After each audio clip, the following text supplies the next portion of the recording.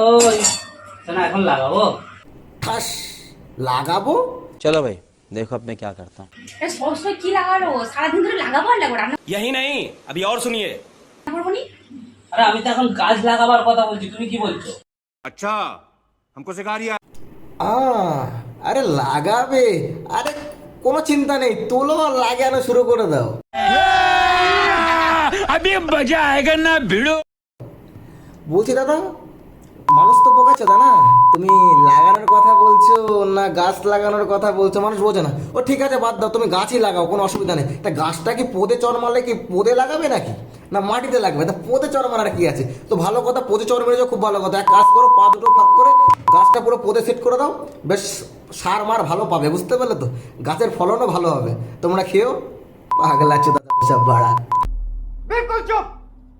हिम्मत कैसे हुई तेरी? तू